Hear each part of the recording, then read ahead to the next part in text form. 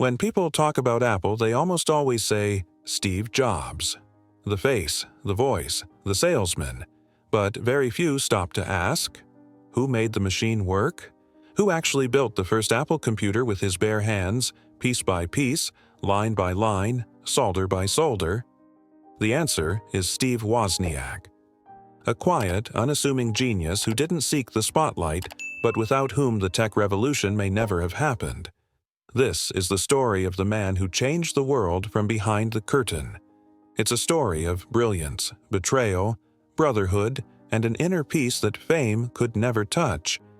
If you're over 50, you've lived through the revolution he started. Now, it's time to hear the truth from the beginning. The year was 1971.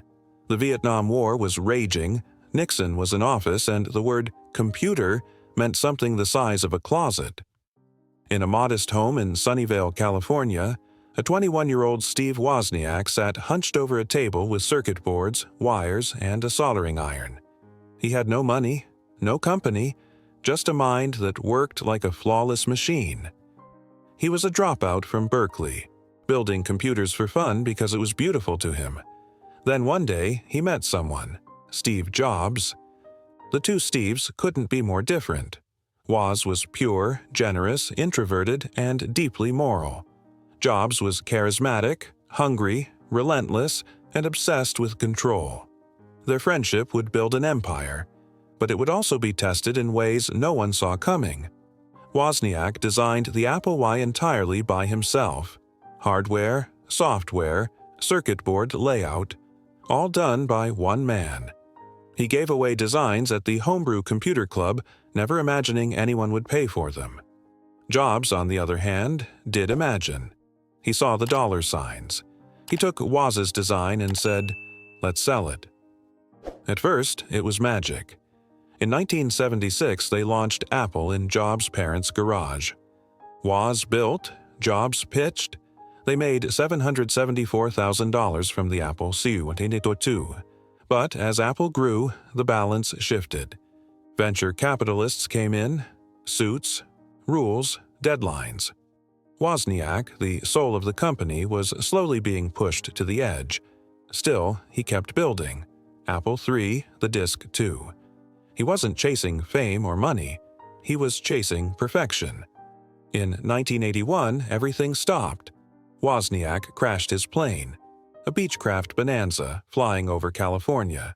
He lost his memory, couldn't form new memories, couldn't remember names, places, even that he designed one of the most famous computers in the world. For months, he was lost, isolated, forgotten. When his memory returned, so did his sense of purpose, but not for Apple. He looked at the company he helped build and saw a place that no longer reflected his values. Jobs was becoming a tyrant. The company was turning corporate. Wozniak quietly walked away, giving up millions in unvested stock. And here's the part few know. He didn't sell his shares. He gave them to early employees who'd been left out. Why? Because he believed in people more than profits. That's the kind of man he was.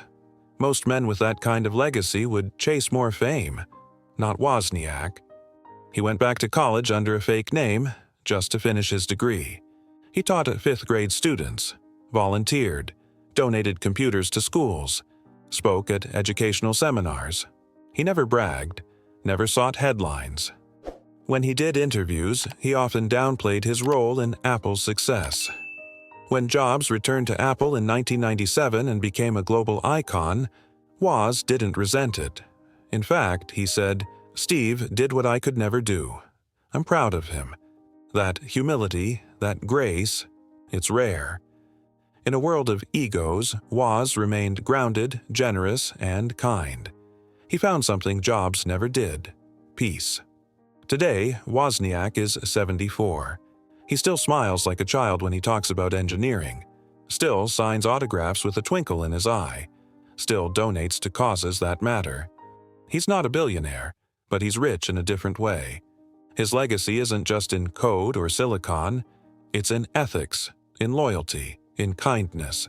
He's proof that you can be brilliant without being ruthless, that you can change the world without destroying yourself, that success without humanity is empty.